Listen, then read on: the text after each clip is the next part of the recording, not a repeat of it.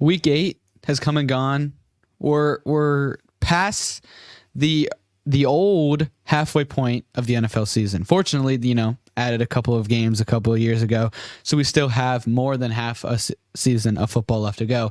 But this was, just like always, an action-packed week. But I think even more than normal, we saw things we haven't seen in a long time that we'll obviously get to. We saw a game-winning Hail Mary. We saw more and more injuries happen. We saw more and more game-winning field goals, crazy plays, punt returns, long kickoffs. There's a lot to uncover this week. So without further ado, we'll just hurry and jump into it. This is K&A Football.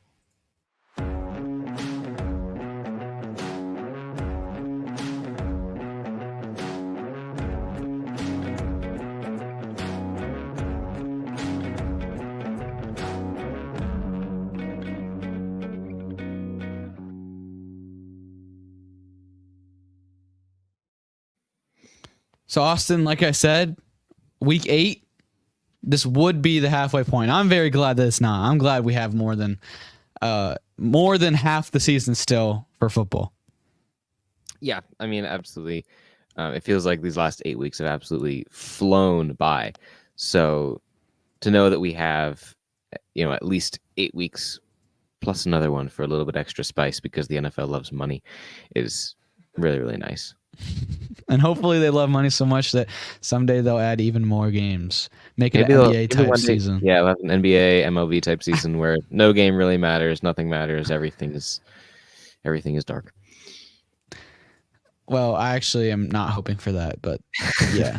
That's why the NFL is so much superior, because every game matters, unlike the NBA. I'm sorry, NBA fans, if there are any of you out there. There's not. But yeah. But that's why the NBA sucks. But this is a football podcast. We're not going to just talk about the NBA. We're going to dive right into this week's top 3 plays of the week. And let's just say there was a lot of good plays this week. But we'll jump into play number 3. Came from the rookie clash, the Bears and the Commanders. DeAndre Swift, he was quiet at the beginning of the season, but he's really stepped up as of late. He had a breakaway run. Debbie, you can go ahead and roll the clip here. DeAndre Swift goes ahead. I'm not going to spoil it, actually. I'll just stop talking. So DeAndre Swift gets the carry. Wow, we have a very laggy video for some reason. DeAndre Swift goes, breaks many tackles, tippy-toes the sideline, and goes down for the 56-yard touchdown to put the Bears on the scoreboard. They were losing 12-0 at this moment in time. It was a struggle for the Bears offense up until this point. Yeah, so obviously that run is really, really big for the Bears to be able to open the scoring and, not make, kind of open the scoring and get themselves back in this game so that we can have, we'll discuss it later, one of the more entertaining games of the season so far. Mm-hmm. And Austin, you can go ahead and take this next one. I know off air last week we had a little bit of a, not a fight. I'm not going to call it a fight, but a debate about the coolness of a punt return. So I know you love your punt returns, so you can go ahead and take this next one. Yeah, so for this next one, we have the Lions-Titans game. There's a 90-yard punt return touchdown. So, Debbie, if we go ahead and roll that. Now, the reason that this is more spectacular than a kickoff return is because they're just statistically more rare. Punt returns just happen less often than kickoff returns. So, here we go. The Titans go ahead and punt the ball away. Raymond gets it about the 10-yard line. Finds the hole and takes off 90 yards to the house. So, this one doesn't matter as much. We have, 35 to 14 at the time was the time of this punt return. So it doesn't end up mattering all that much in the grand scheme of things, but it is cool to see a punt return. But as we've had now 2 in the last 2 weeks, maybe they're becoming more common. So maybe we shouldn't put them in here as often. If there's another one next week, I don't think we can put it in. Yeah, we can't put it in if there's another one next week. Sorry, whoever does it. Unless it's like a 110-yard, for some reason, pull it out of your own end zone type deal. Take it back for touchdown. Okay, And then the last one that we're going to cover here is, of course, you know it. It is Jaden Daniels' Hail Mary to walk off the game. If you didn't know that this was going to happen, sorry for the spoiler alert, but it is, of course, our play of the week. So here we go. Last 2 seconds of the game. Washington is down 12-15. Jaden Daniels drops back, needs everything, evades the pressure, rolls out to his right, cuts back all the way to his left, back in the middle of the field, and absolutely launches this thing. I mean, we're going to talk about a 60-yard launch, gets tipped at the one and touchdown. The Commanders walk off the Hail Mary. This is exactly what I've been thinking for years now, which is like, why don't teams just, like, when you have a Hail Mary, why is everyone running like into the end zone? Like, I think that it is a better idea to have your guys all trying to catch it at like the 1 yard line and then have a guy chilling behind there. And here we go. He worked out for him. End up getting the Hail Mary to seal the game, walk it off for a touchdown. We'll break down this game in just a second, but it was an absolute thriller. It was. That was one of the most exciting plays I've seen in a long time. I mean, Jaden Daniels himself is just such a fun player to watch. Super fun rookie. And me and my dad were watching this game. My mom even was in the room. We're all watching this. And then the Hail Mary happens. It was caught. It was, obviously tipped and caught. We all, including my mom, screamed like we were diehard Washington fans. Like, that was just, like, if you're a football fan, that makes you excited. Like you see that like once. Like, yes, we saw Aaron Rodgers do one earlier this season, but that was a halftime. You don't see a game-winning one ever. I think the last time we saw something like that was the Hail Mary when it was the Cardinals and the Bills on that game. But it's a super rare play. We'll get into it, so we'll save more of the analysis for the recap. So I guess we can just jump right into the recap. And you might be thinking, why are we talking about the Bears and Commanders game first? They played at 4:25. Why aren't you talking about the Thursday game? Well, Austin and I have decided that every week we kind of want to do a game of the week type thing, where the best game, the game that has the most stuff that we want to talk about, we're going to put that game first, whether that be a Monday night game, a Sunday night game, or the Thursday night game. We're going to put it first on our slate of games so that, you don't want to start the show off with the boring Thursday night games, because almost every Thursday night game has been boring. So why not start it with the game of the week? And the Bears Commanders, as you can see, is the game of the week. So we can jump into it. I mean, Commanders won 18-15, as we just saw, off of the Jaden Daniels amazing Hail Mary. I can't give Jaden Daniels enough props. I mean, I know that takes a lot of luck, a lot of just happen to be in the right place at the right time, but for Jaden Daniels to, be able to move and evade in the pocket and get away from the rushers, that was a 13-second play. And that for any QB to be able to just scramble around for that long is impressive. And also, he threw that ball from the 35-yard line. That thing traveled like 65 yards in the air. That was impressive. Yeah, absolutely. And, while we have these big plays, we had two of our top 3 plays of the week in this game. We had DeAndre Swift with his big run, and we had the Hail Mary here. It wasn't really all that like a super impressive game on at least the Bears side of the ball. Caleb Williams only completed 41% of his passes. He only had 131 yards through the air. DeAndre Swift, did a little better for them. He had 129 rushing yards, but obviously almost a majority of that came from the one play that we showed you guys just a second ago. On the Commander side of the ball, it was a lot better. Jaden Daniels had 326 passing yards.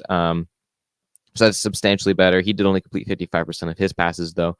They did not have much success on the ground. Brian Robinson was their leading rusher with only 65 yards. So that didn't go over too well for them. But it obviously turned out to be an entertaining game because it came all the way down to the wire. Needed a walk-off Hail Mary to win it, and they got it. I'm sure that you guys have seen the clip of the Bears cornerback that's, standing there all cocky. He's mocking the fans a little bit. The play happens for like 3 seconds before he even turns his back to face the field again, and then it turns out that he was the one that tipped the ball up that got the touchdown, which is just hilarious. Like if he would have kept chirping at the fans instead of getting involved in the play, they wouldn't have scored that touchdown. They'd have won the game. Yeah, it's hilarious that he decides to chirp at the fans, get involved, tips the ball up. It's just peak right there. Yeah. I mean, that guy had a terrible Monday watching film. I can imagine. Oh, yeah. All right. So that's going to do it for our game of the week. Now let's get into the Thursday night game, which is the Vikings and Rams. So the Vikings started off the season 4-0. Was it 4-0, 5-0? Started off 5-0. Doing very, very well for themselves. Correct, yeah. They play the Lions last week. They take their first loss. All right, that's fine. You're playing the Lions. That's all right. They're a good team. Good team to lose to. And you come in this week. Okay, we got to course correct. We got to get back on track. Okay, now they lose to the Rams, 30-20. Not the result that you want if you're a Vikings fan, seeing as how well you were playing in those first 5 games. Now you're down 2 games. Not the best in the world. But the big storyline of this game was that the Rams, they had like everyone back this game. Cooper Kupp was back, Puka Nacua back. So they were firing on all cylinders, which this is the Rams that you thought you were going to see at the beginning of the year. Matthew Stafford had 270 yards passing, 4 touchdowns, absolutely massive for them. And then the Vikings didn't have too terrible of a day. I mean, they did put up 20 points, but Sam Darnold had 240 yards, 2 touchdowns, no success on the ground whatsoever. So it was really the Rams game to have. It was, and like you said, all their entire offense for the most part was back this game. Puka Nacua had 106 yards in his return. Cooper Kupp only had 50 yards, but he scored a pretty big touchdown in this game. I mean, it was short, but it was an important touchdown. Kyren Williams, he continues scoring touchdowns. I think he's hit his touchdown streak. I think he's scored a touchdown in.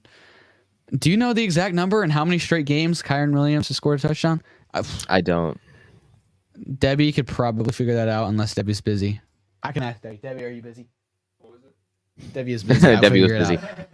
Kyren Williams touchdown streak.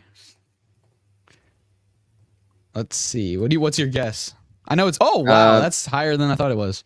Oh boy, I'm gonna go 5 then. 5 games. He has scored a touchdown in 10 straight games. Wow, it's not as pretty good.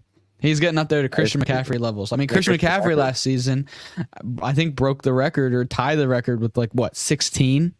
Mm-hmm. So the rest, a couple games away from potentially breaking or tying that record. So, I mean, yeah, we were saying that the Rams, their offense is amazing. I mean, 30 points against the Vikings defense, who, remember, people were saying the Vikings are undefeated because of their defense. They have such a great scheme. They have such amazing players, and their offense just is playing good, but their defense is just so good. 30 points against the Vikings defense. I mean, the Rams season looked kind of over. They were, I think, 1-4, 1-5, and now they've rattled off 2 straight wins, and they're getting all their guys back. So if they can continue to get more and more healthy and rattle off some wins, no one's saying they're going to the playoffs, but who's to say they don't end up mid-tier? I mean, hey, they no one gave them a chance to win this game, and here they went out and won. Exactly. All right, next game that we have here is the Ravens and Browns. I'll give the Ravens their due to start, and then you know what's about to happen. So, first off, for Lamar Jackson, he had 289 passing yards, 2 touchdowns, and there kind of ends the Ravens' success. Their success was through the air. The Browns defense was able to hold Derrick Henry to only 73 rushing yards. There was virtually no success for the Ravens on the ground other than a couple big breakaway runs. But other than that, not too much success for the Browns. First game without Deshaun Watson. What are we going to do? We don't have our starter. Okay, come on. Everyone knew that we were going to have a better game this game than we've ever had with Deshaun Watson. I mean, we saw that last year. As soon as Deshaun Watson was out, we just had better games all around. We actually won. Joe Flacco, he is doing very well for himself this year, but he was able to lead us to a handful of wins. we have Deshaun Watson has not thrown for over 300 yards his entire time in Cleveland. Jameis Winston's first game as a starter in Cleveland. He has not been a starter since 2022. He threw for 343 yards and 3 touchdowns. Our defense went absolutely insane. We played better defense than I've ever seen this entire season. The offensive line looked like they actually liked the guy they were trying to protect. They weren't letting everyone through. Like, I don't know what's something that lets a lot of things through. I don't know. A colander. It was all around fantastic. Now, the story of this game was the dropped interceptions. Mm-hmm. I mean, if every interception that could have happened in this game, we would have had like a 14 interception game. Okay. Jameis Winston threw some terrible balls, but I mean, that's what you get with Jameis Winston. Right. Yeah. He has 99 career interceptions. It's what happens. Jameis Winston. Wait, he has 9. Did you say he has 99? Yes, that's what I said. Well, they need to give his next interception ball back to him for his 100. That's so true. But I've kind of lost my train of thought. Oh, yeah, he threw a couple bad ones. That's the Jameis Winston experience, though. You get games where you have 4 touchdowns, then you get games where you have 8 interceptions. That's just how it works. Then on the Ravens side, same sort of situation. There were a couple that should have been intercepted but weren't. That's just how the game goes. The sun was really affecting a lot. But the Browns end up winning this one 29-24. I could not be more excited. I'm not going to say we're going to win the Super Bowl, but it's a possibility. It's a possibility. Austin. Oh, my. Dude, for those of you. All right. Let me pull up our text. Austin on Sunday around. What time would you say this ended? Probably around 4. I can't get on you too hard for this because I know I do the same thing. I remember when Andy Dalton. Correct. That's why I said I can't beat you too hard on this. But here we go. I actually probably should not read this on the pod. Some of the things Austin said were a little weird, but we're gonna skip that message. But then he said. All right. Austin's very excited about wow, I wish we weren't live because I didn't realize. I don't even remember what I texted. No, it wasn't anything bad. It's just things that it's going to make you sound really weird if I say them on the podcast. So, all right, fine. Austin's very excited about you for looking out for me. About the potential of the Browns. Debbie, I don't think there's a way that you could clip that or not clip that. Definitely not clip that. Clip that out. That would be appreciated. But if not, that's all right. But yeah, I mean, Austin, as a friend, don't get your hopes up too much. But I feel like we do always see this. The Browns and the Ravens are always in close games, no matter how the teams are. I mean, the Browns beat the Ravens last year with Deshaun in Deshaun's last game. Yeah. Yeah, I mean, these divisional games, these rivalry games, they always, for anyone really, like they can go either way. You just know each other so well. You play each other twice a year. It's just how it works. So obviously good to get this win. We'll see what happens with the Chargers next week. They're also on a little bit of a hot streak. So hopefully we can carry this momentum in.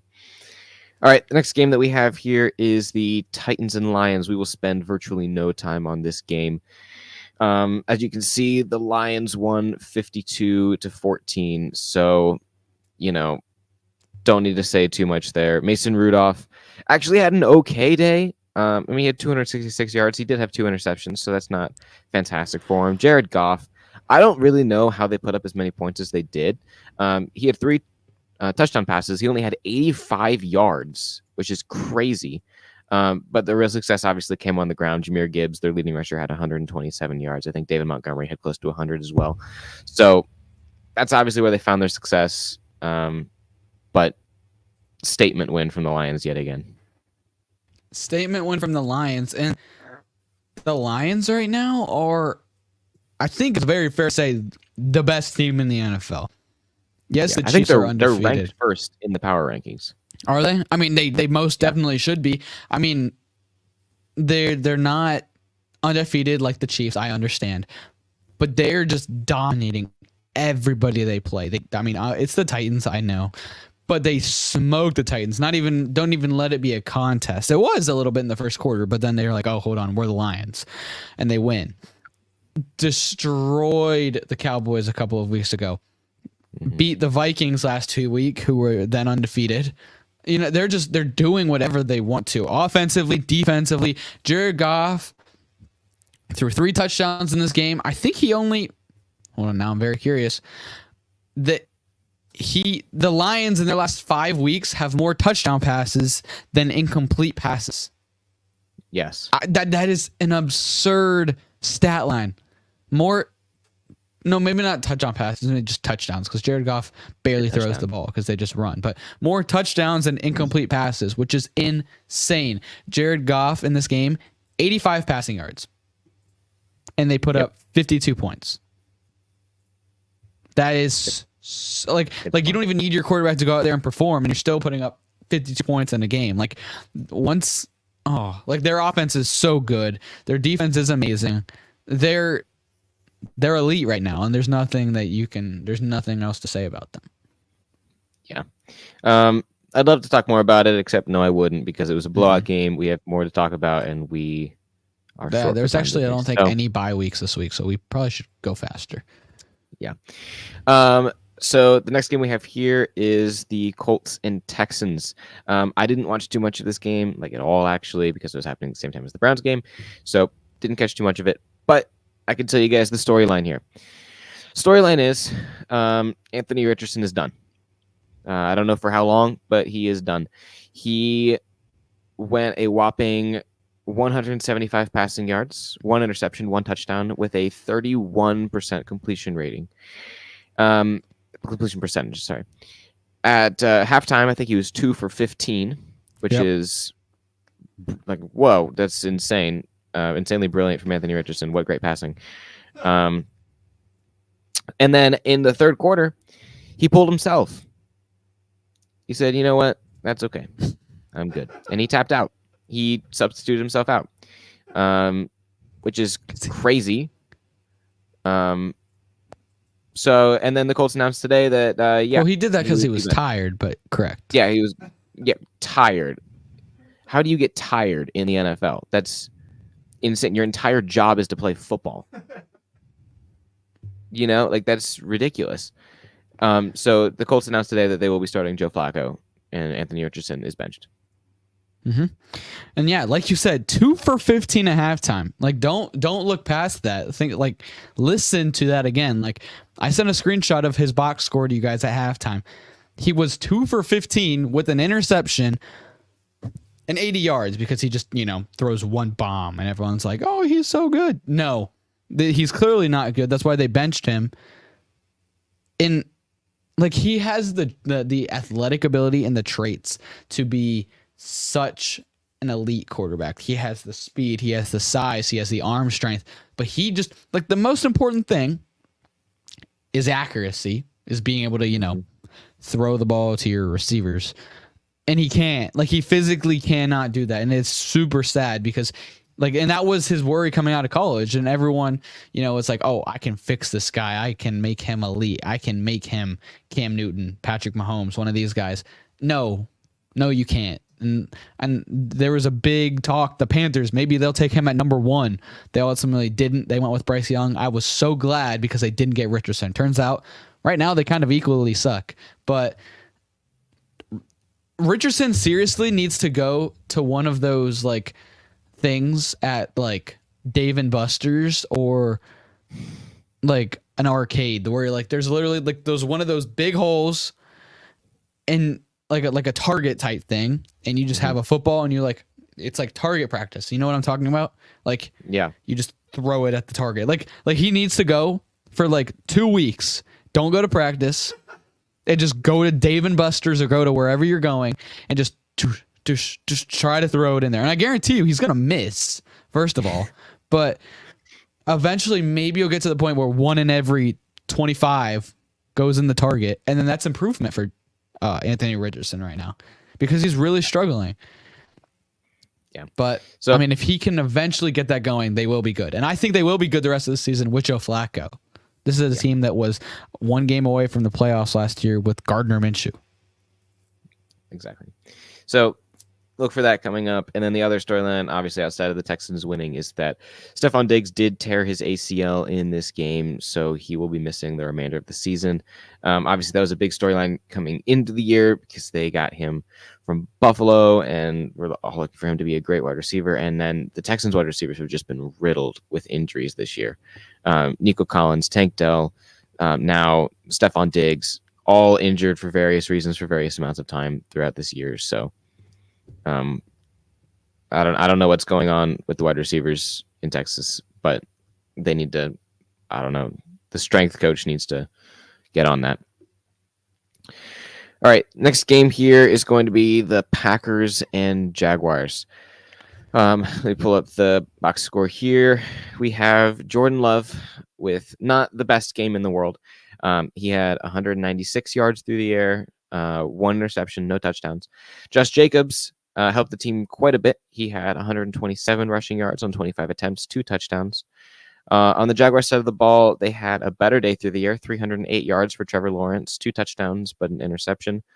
Yet again, Travis Etienne is not to be spoken of. I can't remember if he was injured this week or not, but regardless, not to be spoken of. Then Jordan Love avoided disaster yet again. He came out of this game after pulling his groin, and they suspected that it may have been serious. They came out after the game and said that they are, I think there was high concern is the word that they used. So there was high concern for him, but all testing proved that he was okay. Everything's fine. So we will see him again. It was just a light strain, apparently. But the Packers did win 30-27, dropping the Jaguars another game now that they are back out of London. Yeah, and the Packers prove that having a good backup quarterback is one of the most underrated and important things in football. Malik Willis this season has started 2 games, won both of them, and now he came in at the end of this game and led a game-winning drive when the game was tied up. I mean, Malik Willis is playing like one of the best backup quarterbacks. He's not a starter, but when he needs to come in for halfway through a game or he needs to start a couple games here or there, he's proving that he is that guy and he can do that for your team. And with the right places and the right coaches and the right people around him, he can get it done.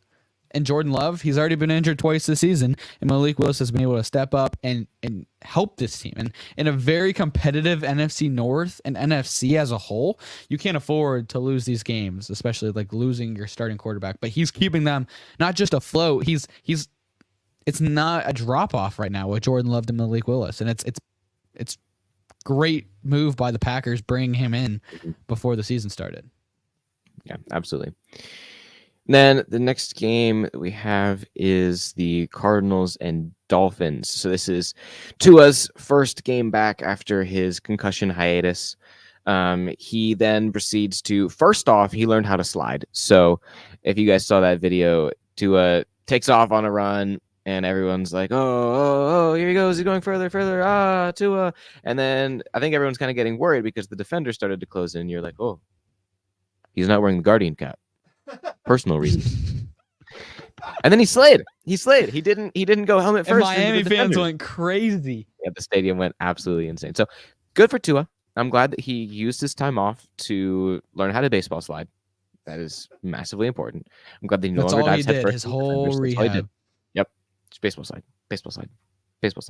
So he went 234 yards, 1 touchdown. On the Cardinals side, Kyler Murray went 307 yards, 2 touchdowns, and the Cardinals were able to kick a walk-off field goal to win this thing 28-27. Yeah. I mean, the Cardinals offense looked pretty good in this game. I mean, James Conner was struggling. The Miami rushing defense played very well. They didn't let many big broken plays happen. I mean, passing wise, Trey McBride had a lot of receiving yards. He had 124. Marvin Harrison 111 and a touchdown. Marvin Harrison, by the way, makes incredible catches. He drops the easy ones and then he catches the ones that are like, okay, no human being should be able to catch that ball, and he does. I mean, he plays watching him play is so fun. But Michael Wilson, Cardinals, I believe, number 2 wide receiver, got injured in this game, and it looks like he's going to miss a little bit of time. And that could be important. He's a very underrated wide receiver for the Cardinals. And, I mean, hey, Cardinals are 4-4 right now, and they're first in the NFC West. Did you know crazy. that? I did not know that they were first. Yeah. I knew that the division was bad over there, but I didn't realize it was that The dire. division's struggling, but they're 4-4 tied for the lead with the 49ers, but they have the tiebreaker right now over the 49ers. That is insane to me. But then, on the other side of it, Tua did not play terrible. I mean, he had 234 yards, a touchdown. The rest of the Dolphins, this is what we've been looking for. Tyreek Hill, he still only had 72 yards, so he didn't have his breakout game. But He was Devon struggling Achane, with his foot, though, if you remember. He was questionable before this game with a foot injury. Devon that Achane. probably played a little bit. Yeah, Devon Achane was back, 97 yards and a touchdown. Raheem Mostert, 2 touchdowns. Like, the whole Dolphins offense, just they needed Tua back, and this was I know they lost the game, but this was a much needed return for Tua and the Dolphins. Yeah, I mean, we talked about it a little bit last week, but the difference between without Tua and with Tua is night and day. I mean, Tua should, if you're talking about like most valuable player for a team, he should win it. He's the most valuable player of all time. He is. Like, without Tua, they are nothing. With him, they are one of the better teams in the league, even though they obviously lost to the Cardinals here. All right, next game we have is the Jets and Patriots. The Jets wound up losing this one 22-25. The Jets are rapidly running out of excuses on why they keep losing these games, because the Patriots should be an easy one. I mean, the Texans blew them out of the water last week. So you would expect them at the Jets, if they're anything, to at least win. But 22-25, Patriots win this thing. Drake May left the game early with a head injury. I don't remember if it was a concussion, or I would assume it was a concussion, but it just said head injury. So we got to see Jacoby Brissett again. Not the most impressive day for the offense, but they did end up getting the win, and that's what matters. Yeah, and Jacoby Brissett, he came in and he had a pretty solid day. He had 132 yards. I mean, no touchdowns, no picks, but he only played half the game. Ramondre Stevenson, 2 big touchdowns. When I say big, they weren't long, but they were important, is what I always mean by that. Right. I mean, he only had his longest run of the day was 7 yards. So the Jets were doing a good job at stopping the run, but they were getting short little touchdowns. But like you said, the Jets found a way to lose once again. I mean, since bringing in Devontae Adams, they're 0-2. Since firing Robert Saleh, they're 0-3. They're and Aaron Rodgers, his new victim was the media. He blamed the media for why they're losing, which, makes total sense. Hey, why are you guys losing? Oh, you guys are putting too much expectations on us. No, Aaron, you guys are just not a good football team, and you're not a good quarterback anymore, and you need to accept that. And all of the Glazers, all of the Aaron Rodgers Glazers need to accept that as well. Cough, cough, Harold Mansfield. Aaron Rodgers is not a good quarterback anymore. But, I mean, yeah, Breece Hall didn't have a good game. Braylon Hall didn't have a good game. He had a touchdown. But Garrett Wilson, he was the number 1 receiver once again, 113 yards. Devontae Adams, the big trade, only 54 yards in this game. The Jets are now 2-6. They're bottom of the AFC East, behind the Patriots. This was the Patriots fans' Super Bowl. And like, they know they're not going to the playoffs. They know they might not win another game this season, but this might have ended the Jets season. The Jets are not coming back from this. The Jets are 2-6. Yes, they could win out and finish 11-6 and make the playoffs. Yes, I know.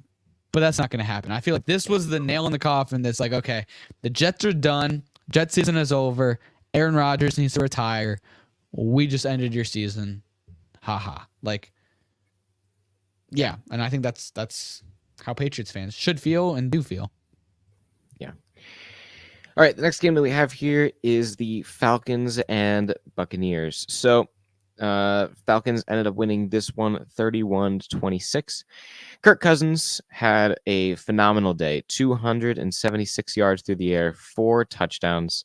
Kyle Pitts, he exists. I know he exists. He is not the worst. He had 91 receiving yards, 2 touchdowns. One of them, a little controversial. Kyle Pitts was very stupid with the ball. He held it out celebrating too early. It looked like maybe he was short of the end zone. Maybe the ball broke the plane. Not really sure. The on-field officials ruled that it was a touchdown, and there wasn't enough evidence to overturn, even though it was so close. But because they ruled it on the field, it will stand. Baker Mayfield also had a decent day. I am going to be completely honest here. I have Baker Mayfield on a couple of my fantasy teams.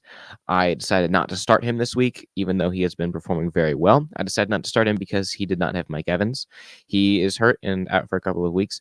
He does not have Chris Godwin. He dislocated his ankle and will not be there for the rest of the year. And I was like, Baker Mayfield, he's been playing very, very good football, but he's lost Chris Godwin. He is, even though he didn't play this week, I think he's still third in receiving yards in the NFL. Second. So that's second. Yeah. So, I mean, that's huge. Mike Evans, obviously one of the best wide receivers we've ever seen. Baker Mayfield proceeded to then say, you know what? I don't need those guys. Watch me. So he goes 330 yards, 3 touchdowns. He does have 2 interceptions, though. So that is pretty big on why they didn't end up winning this game. If he doesn't throw at least one of those interceptions, you probably go down and score, make this game a little bit closer. So 2 interceptions does hurt you quite a bit, but not the end of the world. Decent day. Hey, let me ask you this before I start talking about the game. You in our Dynasty Fantasy Football League, you have Aaron Rodgers, and we start 2 quarterbacks in this league. Yeah. So you have Aaron Rodgers, you have Baker Mayfield, and you also have Bryce Young. Mm-hmm. And you just said you didn't play Baker in a lot of leagues. Did you play Bryce Young over Baker? No, I played Baker this week. Okay. That was the only league where I have Baker and I started him. Any other league where I had an option. Oh, that's right, because you're in like 45 leagues, so you probably have exactly. So I have Baker. Baker in like all of them. So okay, right.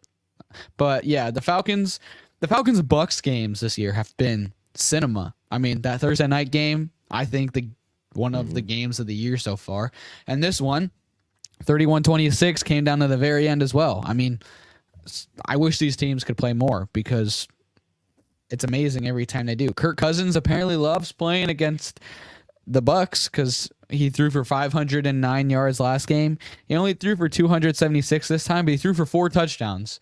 Like you said, 2 to Kyle Pitts. The Falcons are taking control of the NFC South. They have the sole possession of first place with a 5-3 record. The Bucks are only a game behind at 4-4, but the Falcons have that tiebreaker, so that does play into effect. And also, the Bucks, like you said, now they're going to continue at least for the next 2 or 3 weeks. No Mike Evans. Rest of the season, no Godwin. So we're going to see how the Bucks can handle it. I mean, it didn't look like you said. It didn't look like it affected them too much in this game, but we'll see how it goes. Yeah. All right, we'll move on here because we have time to get to. So the next game here is the Eagles and Bengals. This game all the way up until like the last quarter was tied at 17. And then the Eagles just walk away with this one. They score, another touchdown and then 13 points in the fourth quarter to go up 37-17. Jalen Hurts, okay day, 236 through the air. Saquon Barkley, 108 on the ground. I mean, we won't spend too much time on this, but I think that T. Higgins, he did not play in this game, and I think that he is making a case for why he needs paid. In games where T. Higgins does not play, the Bengals really struggle. In games where T. Higgins plays, they go crazy because, I mean, we say it every time that we talk about this. We're kind of beating a dead horse at this point. But to be able to have a guy like T. Higgins as your number 2 in Tampa Bay, to be able to have a guy like Chris Godwin as your alleged number 2, it is so helpful. Like, your number one is double covered, which means your number two, who is insane, gets to go crazy, gets to do whatever he wants with the second corner on that team. So T. Higgins is really making a case for why the Bengals need to pay him next year, but I honestly don't know if they have the money for it. But that's not to take away props from the Eagles for kind of decimating the Bengals here. Yeah, Jalen Hurts had 3 rushing touchdowns in this game, 3 tush pushes, and I hate it. And it's one of my least. Debbie's laughing. It's probably my least favorite play in football. Honestly, like it's whatever. You're just mad that he's gonna have like the most touchdown, like 1-yard touchdowns of like any quarterback ever. Of any player ever. Yeah, fair enough. Debbie does not know football. If you guys aren't paying attention, Debbie don't know ball. Debbie, Cam, before your time, before you were a football fan, which Cam Newton existed, and I believe he has the most rushing touchdowns as a QB ever. Hey, that's not me saying that. That's one of the announcers during the game that was saying that he's gonna have like probably one of the most. So, talk to them. Yeah, in our studio, you see there's a Baker Mayfield Browns jersey hanging up. Obviously, not my choice. I would never do that. And then there's a Jalen Hurts jersey. Again, not my choice. Where's the Panthers jersey, Debbie? You buy the jerseys. There's a Browns jersey. There's a Eagles jersey. There's That's really cool why K&A all Football these sign. Subscribers need to go to the KNF Decks. We need more support, guys, because Kadin's not paying for the jerseys. Okay, but you're not hearing me. Whatever. You know what Panthers thing we have? We have a little bit of football cards that aren't even turned onto the Panthers page. They're on the Patriots. So We live in Ohio. you're right. We live in Ohio. Why is there a Philadelphia Eagles jersey on the wall, Debbie? There's no coming back from that no one. Comment. No comment. No comment at this time. No comment.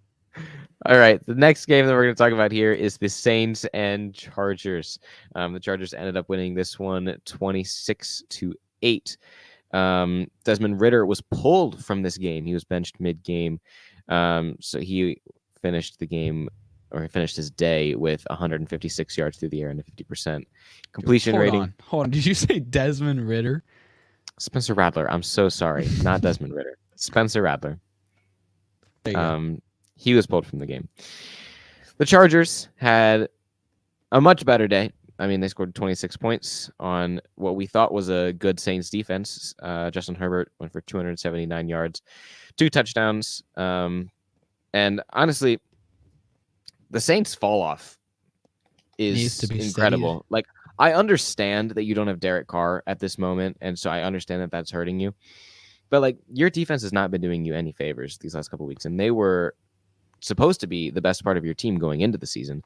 They're non-existent anymore. And the fact that you can blow out teams at the beginning of the year, your first 2 games, you blew out both those teams, and you're like, whoa, are the Saints good?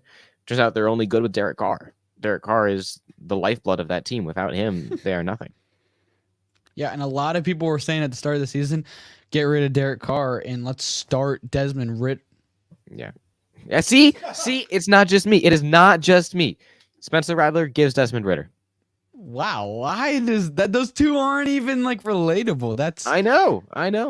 I'm so sorry for giving you hate on that, but yeah, the Chargers are making Herbert throw more, and it's working. They are scoring more points, and they're a better offense when they don't run the ball 75,000 times a game because John Harbaugh is their coach. So they should keep passing. And Harbaugh. Breathe, Kadin. You're really struggling to say words here on this podcast. Herbert is a good quarterback, as you know, K&A Football has mentioned many times. But well, at least 50% of K&A Football. All right, next game we have here is the Bills and Seahawks. The Bills, we're not going to spend too much time here either. Bills win this one 31-10. Absolute blowout victory. Josh Allen, 283 yards, 2 touchdowns. James Cook, 111 yards on the ground. Geno Smith, actually decent day from him, despite the fact they only put up 10 points. He had 212 yards with a 72% completion rating. He is atop the NFL for passing yards right now. Mm-hmm. Shout out to Geno Smith, man. He had a great year 2 years ago, not a great year last year. Back on top. He deserves this. He's had a wild ride of a career. Yeah, they're not winning games, but he's playing very well. Exactly. All right. Then the next one we're going to talk about here is Kadin, your team. We have the Panthers and Broncos. Broncos win this one 28-14. Kadin, I'll let you touch on this one, and then we're moving on from this game as fast as possible. Mm-hmm.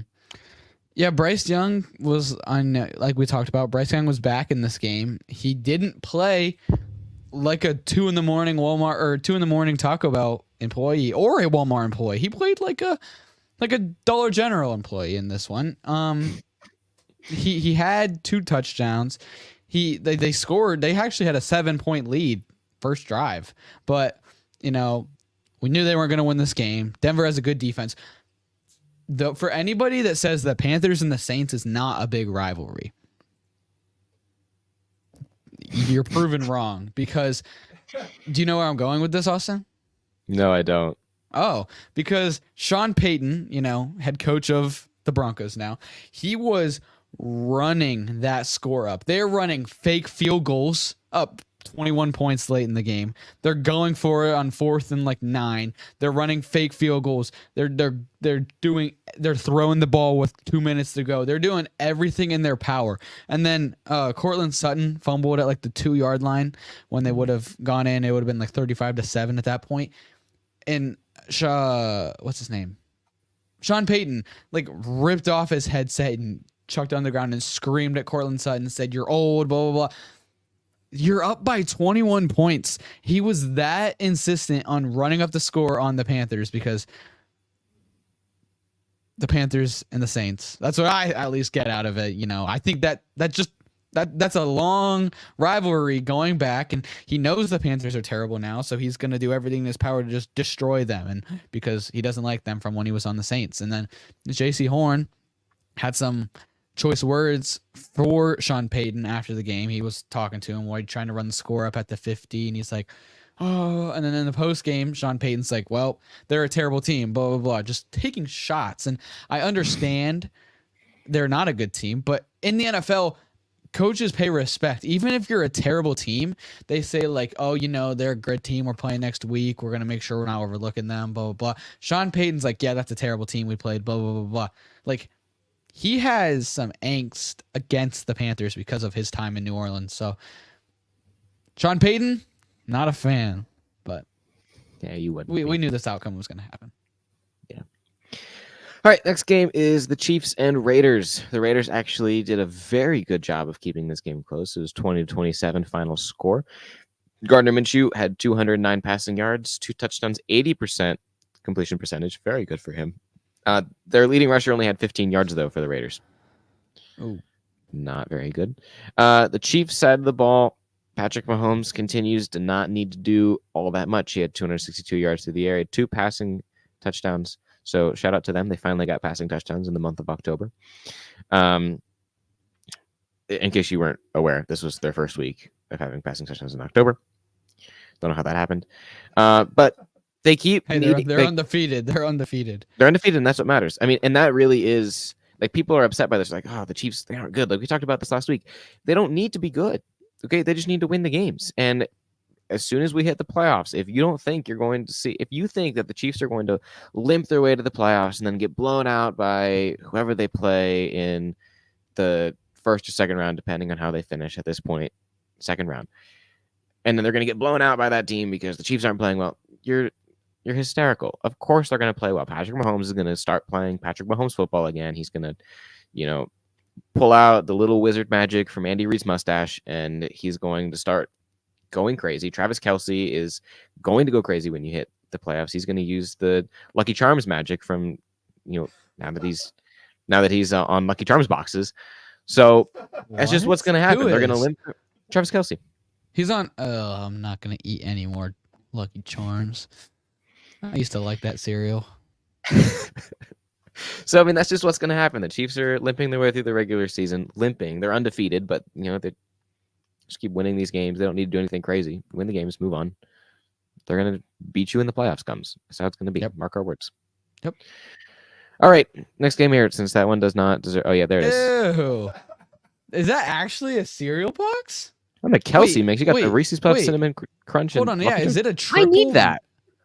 3-1. Okay, I'm actually totally gonna get that. I'm Take getting back. that. It's Reese. Ew. Can we take the Reese Puffs out though? I like Reese's Puffs. This looks incredibly sugary. This is I'm like sure no worse that's way to start great my for day. you. Yeah.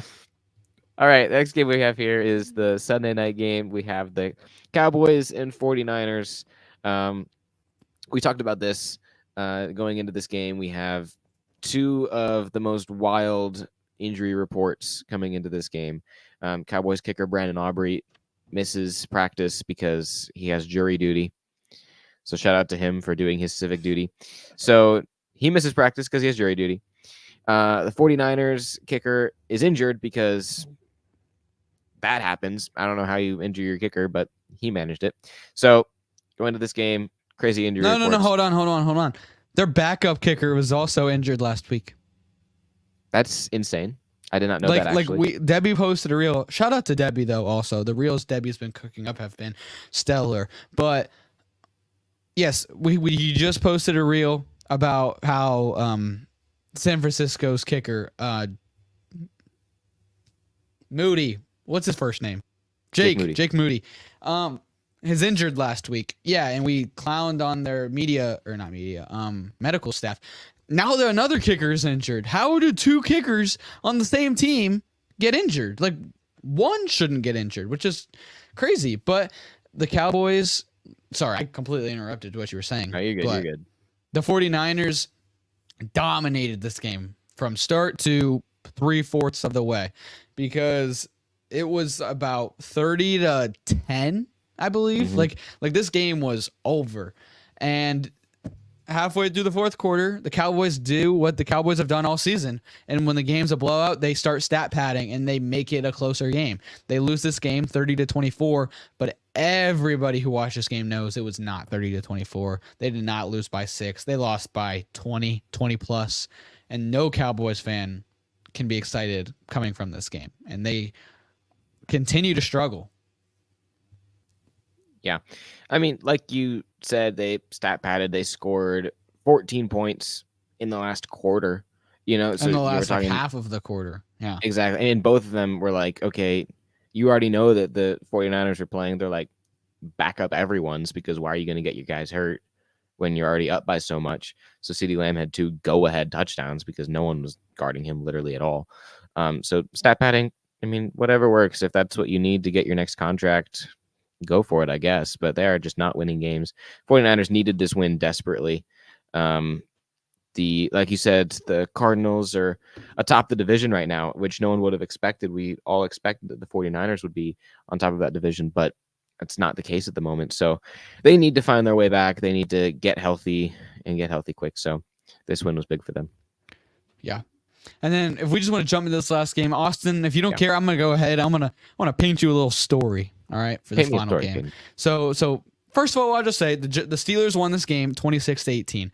Russell Wilson has completely changed the Steelers offense. Okay, I'll just say that. They, unfortunately, because me and you are very big Justin Fields fans, Russell Wilson has completely changed this offense. They put up 26 points against a good Giants defense, and their defense continues to be their defense, and the Steelers are winning games, and they're honestly a little bit scary now with Russell Wilson at quarterback, which is crazy to say.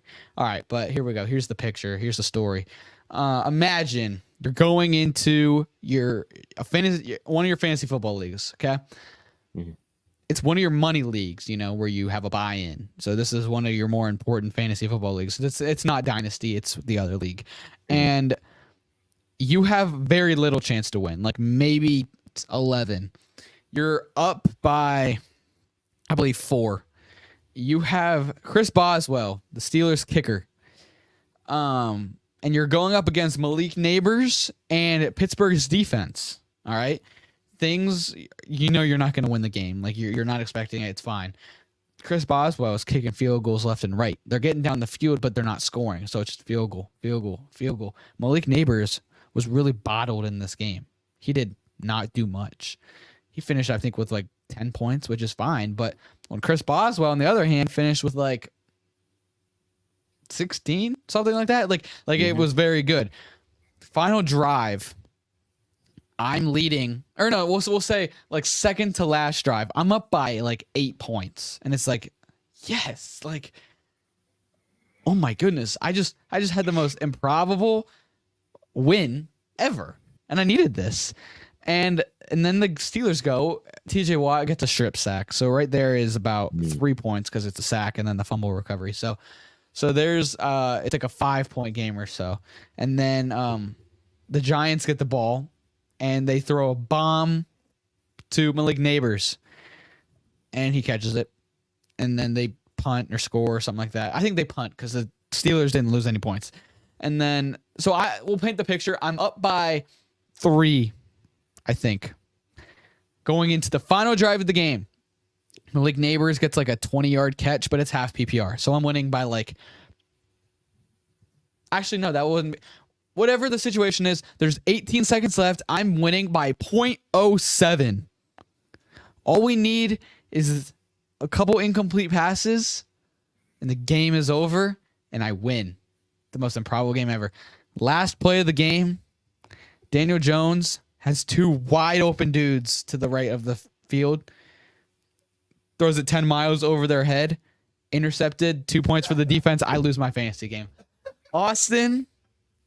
That was one of the most saddest ways for me to lose a fantasy game. Like I literally, you might think it's a little ridiculous. I was awake, of course, but I was sitting on the recliner, and when that happened, I fell to my knees in the living room, and I was like, and I just put my hands over my eyes, and I was like, oh my goodness, and I was just waiting to look up at the screen and see a flag, and there was none, and I lost. But I figured you'd like to hear that. Your fantasy matchup was more interesting than this actual matchup. It was much more interesting. If it wasn't for that, I wouldn't have watched this game. I mean, I know we have the football podcast, and that's kind of what we should do, but I didn't really care for this game. I don't think anybody really did. That's valid. But yeah, all right.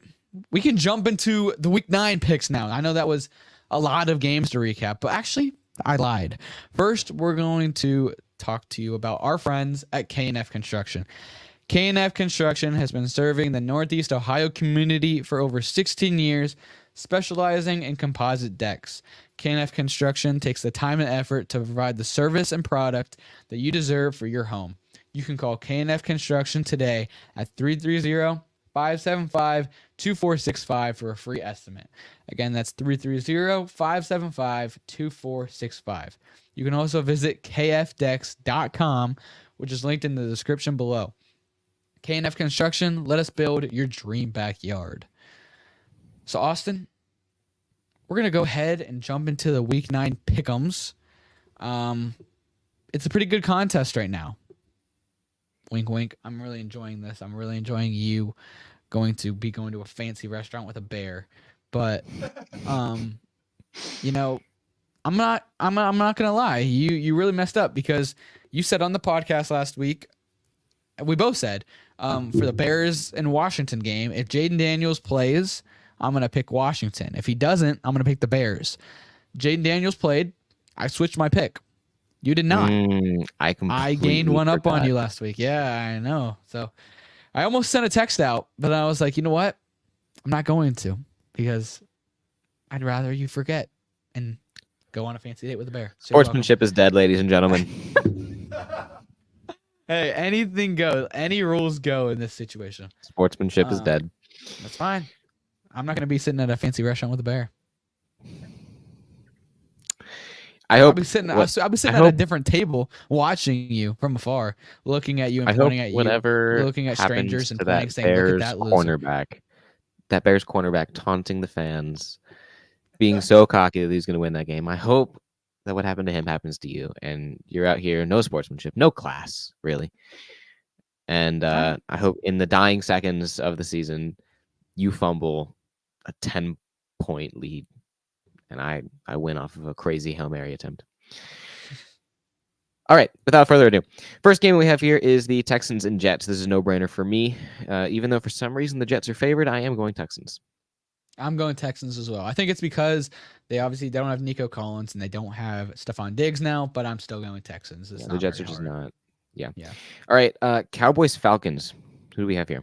This is a hard one, but No, it's not. I'm No, it's picking the not. Falcons. Falcons. All right. Ravens Broncos. I'm picking the Ravens to bounce back. Ravens for sure. Then Buffalo and Miami. I'm going Buffalo. They always beat Tua.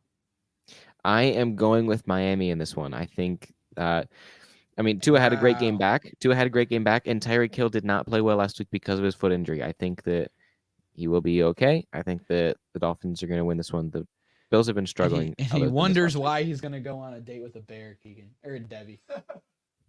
That's funny. Name reveal. All right. Saints Panthers. Who you got here, Kadin? Dude, I don't even know. Come on, Yikes. pick against your team. Pick against your team. This is- Come on. Rivalry game. Come on, pick against your team. It's easy. I'm going Saints if that makes it any easier for you. I'm going Saints. Come on. Come on, pick the Saints. No, I'm going to go Saints as well, but that's going to be a terrible game. Oh, my goodness. If there's one game the Panthers will win the rest of the season, it is this one, though. All right. Bengals Raiders. Bengals. Yeah, I got Bengals too. Browns Chargers. I'm going to go Chargers. Give me the Cleveland Browns. I'm going to this game actually. I'm Are gonna be you? in Cleveland for this game? Yeah. Awesome. Was that your first NFL game? Yes, I've never been to an NFL game before. I've been to college games, Awesome. but never NFL. Yeah. That's awesome. Who are you going with? Avery. Oh, nice. Yeah, it'll be fun. All right. Commanders and Giants. I am going to go. Oh, what am I talking? I'm going Commanders. Same. Oh, I accidentally clicked that wrong. All right. Patriots Titans.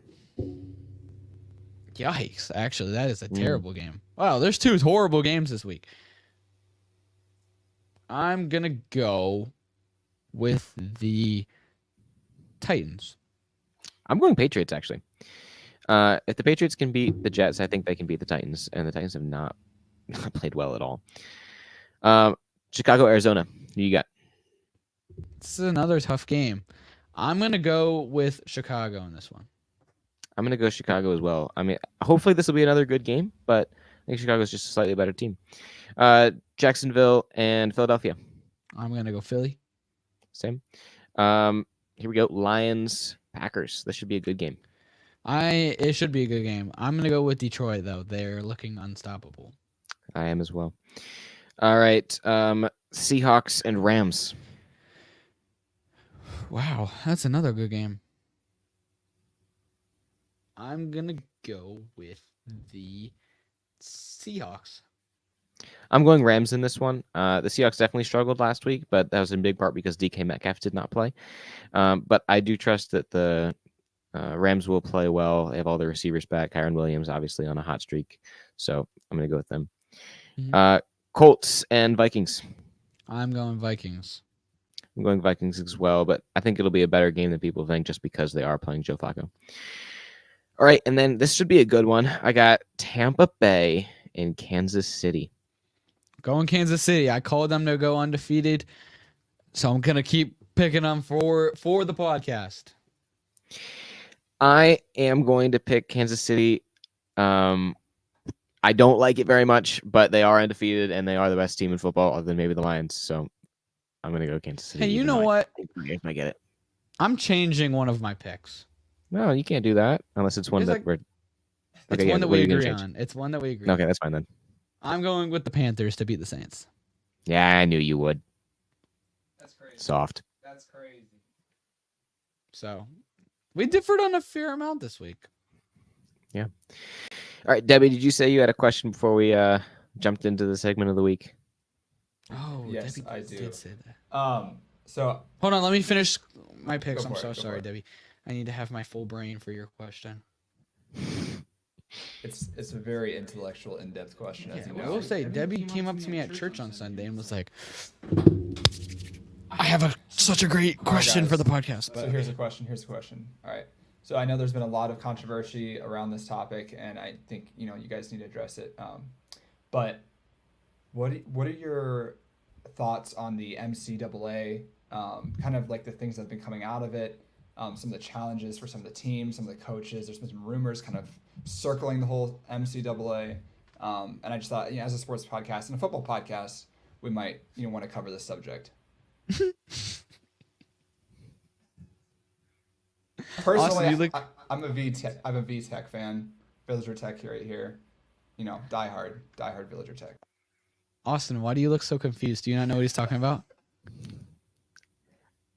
I got it. Okay. I was going to say, right? Took me a second. Those are funny. I find those videos very hilarious. Me personally, Debbie, I'm a big Moo State? Yeah. Yeah, I am too, actually. And the fact that their stadium was bombed, it's beyond me. I that couldn't sleep for a week after that. After I saw that twice, not even once, twice. Yeah. But they are unveiling their new stadium soon, so I hear it's pretty good. I mean, What is this Enderman, whatever. They have a sweet Enderman stadium, University. I'm not gonna lie. Yeah. They got a sweet stadium. Mm-hmm. Yeah, excited for the Moo Tech review. No, Village. Did you see? I can't believe what this podcast has become. All right. No. All right. We're going to jump into the special segment of the week. Oh, go for it, Debbie.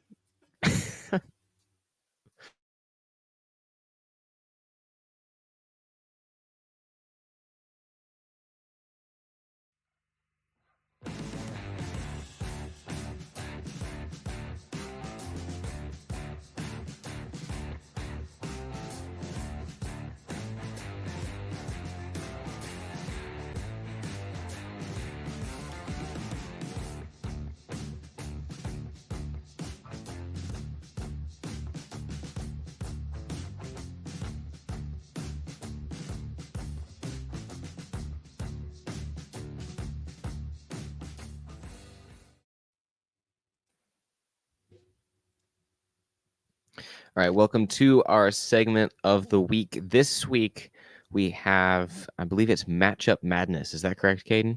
Correct. Sweet. So, for those of you who don't know how this works, we will be taking one player and matching them up against a handful of other players and deciding which one we would like more on our team. So, this week, Kadin, who do we have? Our matchup madness for this week is Baker Mayfield versus the field. The jersey that's sitting in the studio. Baker Mayfield versus 5 different QBs. So it's kind of like a speed run type thing. This is a quicker segment, but Austin, let's just jump right into this. We'll go Baker Mayfield versus Tua. Baker Mayfield versus Tua. Tua Tagovailoa lawnmower. I'm going to go with Baker Mayfield. That didn't actually take me that long to think about. I mean, over this last year and even like this season and the year before, I mean, he's really proven himself a lot.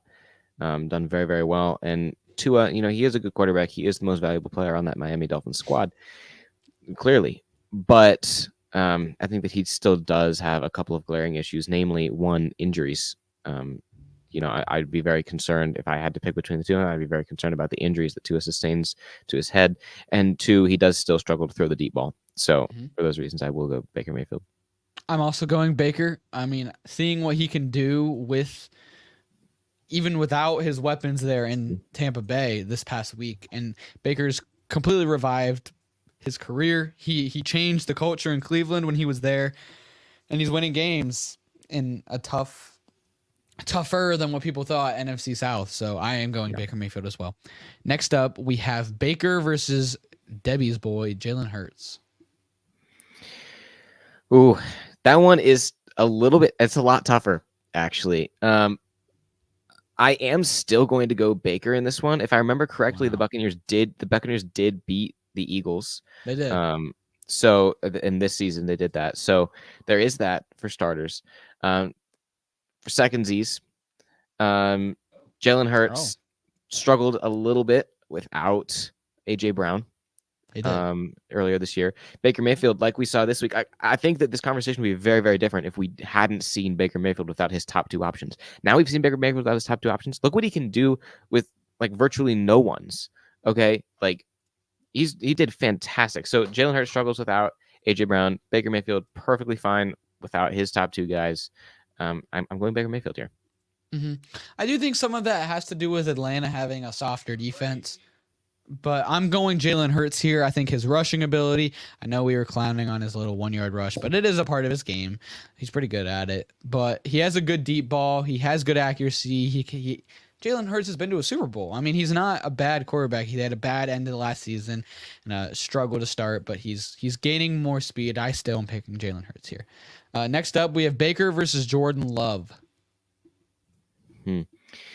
This one is easier for me than the Jalen Hurts one. I'm going Baker Mayfield.